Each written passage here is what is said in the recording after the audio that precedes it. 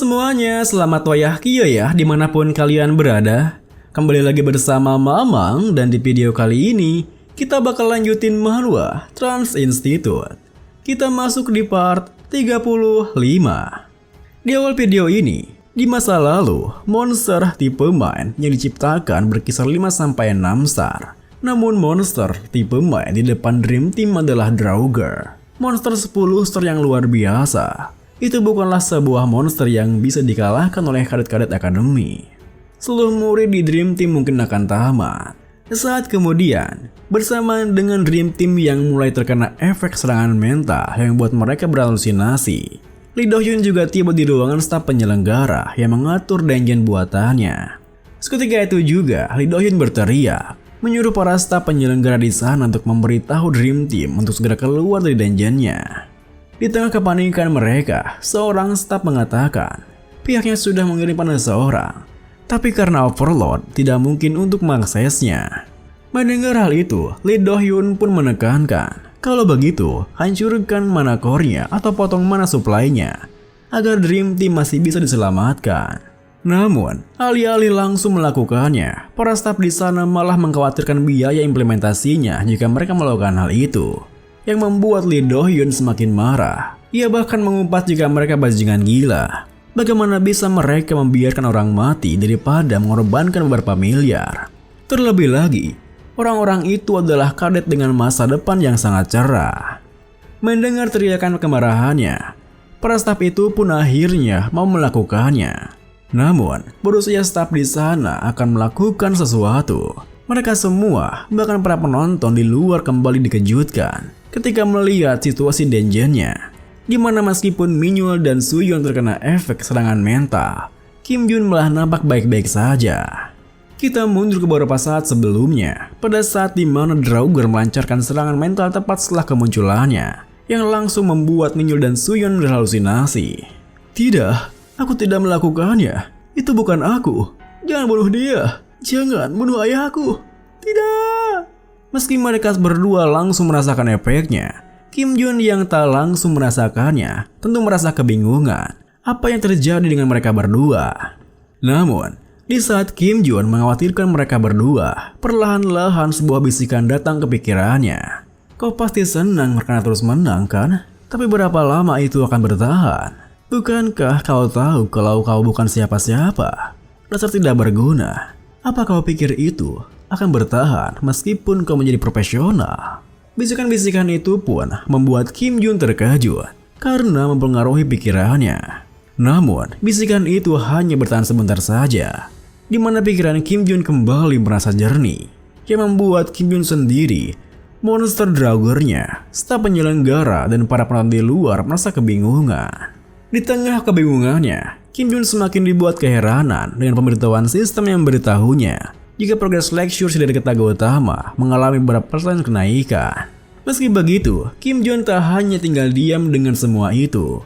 Ia langsung memanfaatkan keadaan itu untuk berlari mendekati monster Draugr-nya. Tentu saja, melihat Kim Jun yang datang ke arahnya, monster Draugr-nya pun kembali menyerangnya menggunakan serangan mental. Meskipun ia belum memahami situasinya, kenapa Kim Jun bisa baik-baik saja setelah serangan pertamanya. Seketika itu juga, langkah Kim Jun terasa berat, di mana bisikan-bisikan itu kembali menyerang pikirannya.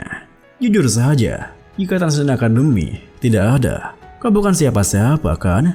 Kau hanyalah sebuah cangkang kosong.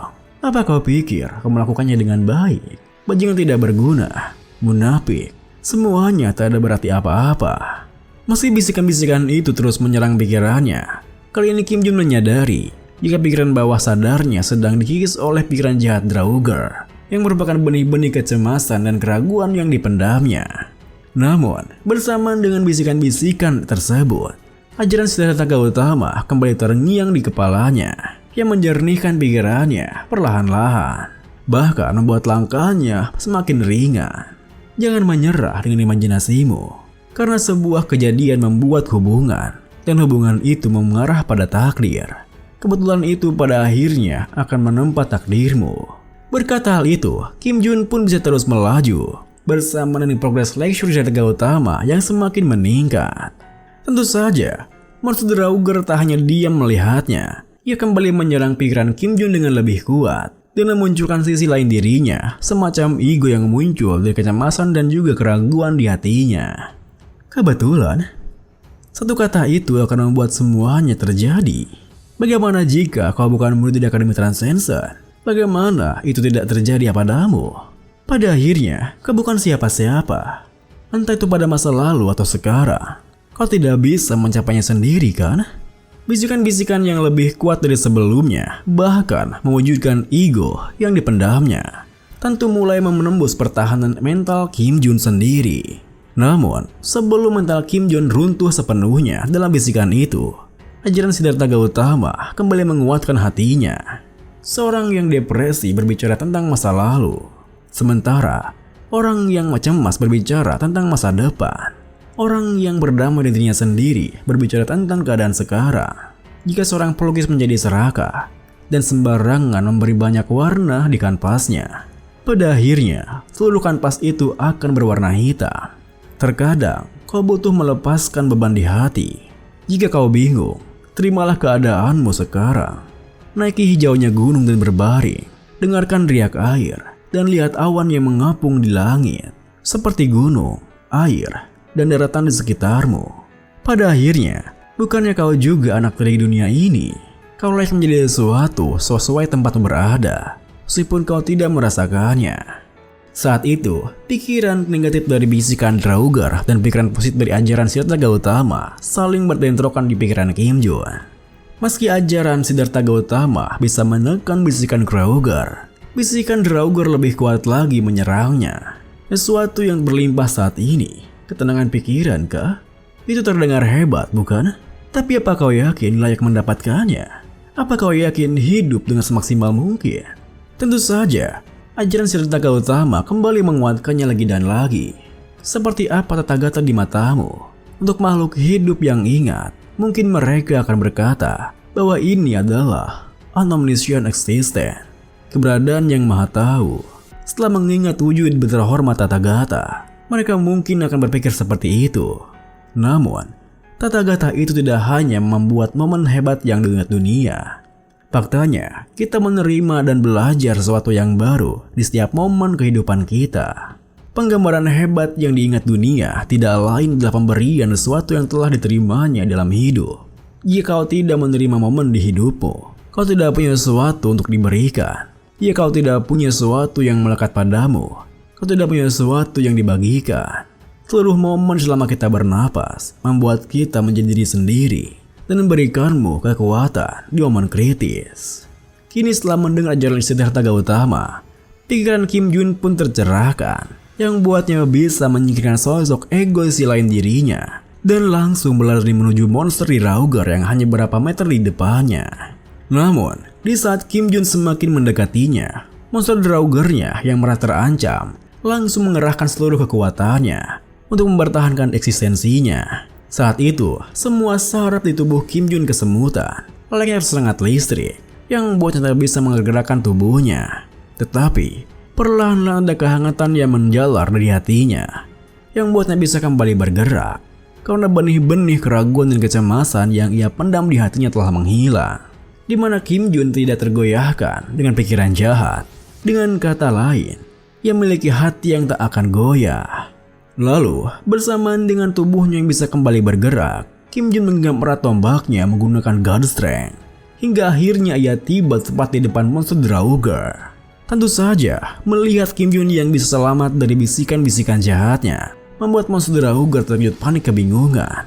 Meski begitu, sudah terlambat baginya untuk menghindar, karena Kim Jun telah lebih dulu menghujamkan tombaknya sembari berterima kasih padanya, karena dia adalah guru terbaik.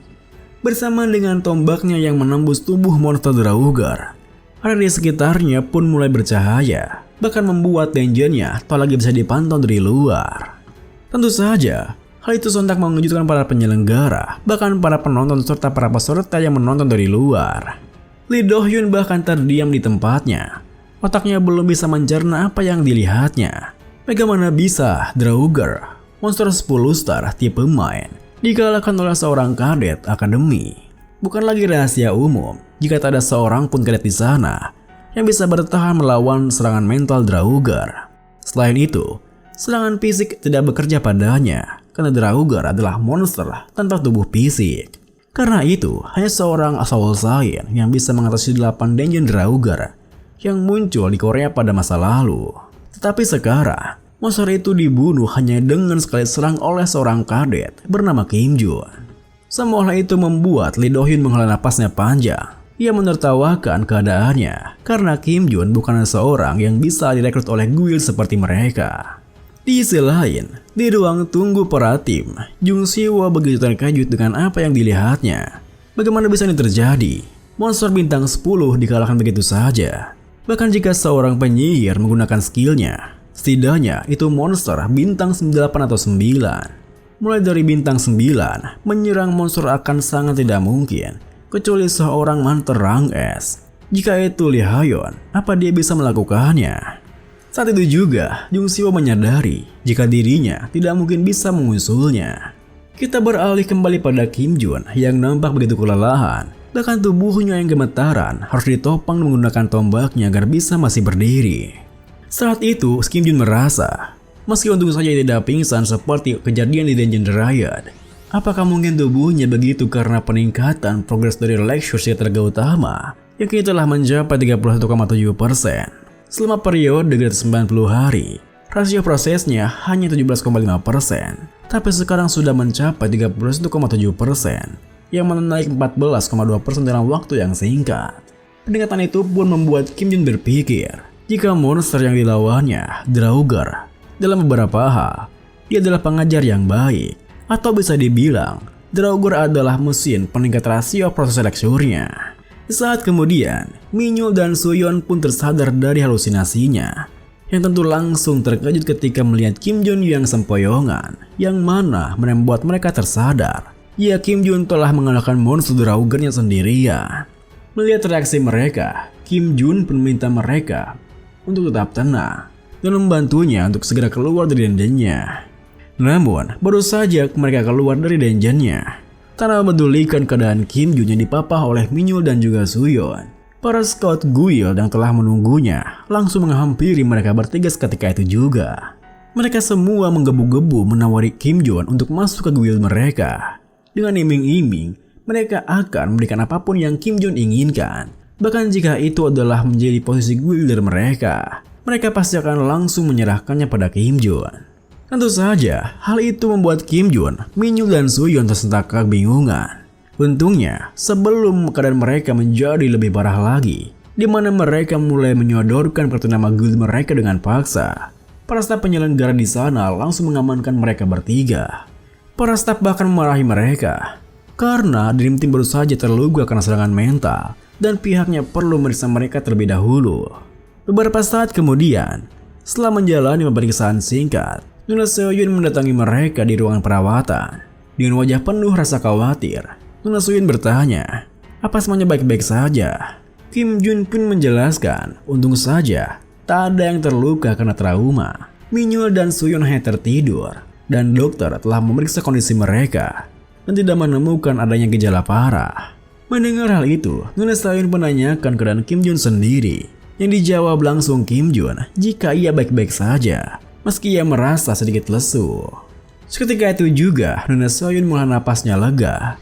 Ia sangat khawatir apabila ada sesuatu yang buruk terjadi pada Kim Jun. Kim Jun memang belum mengambil tes profesional hunter sekarang, tapi ia tidak bisa lagi memperlakukannya sebagai seorang murid.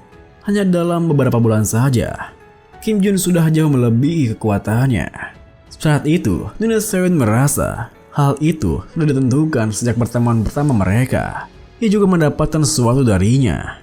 Itu terjadi secara alami dan sesuatu yang sangat berharga.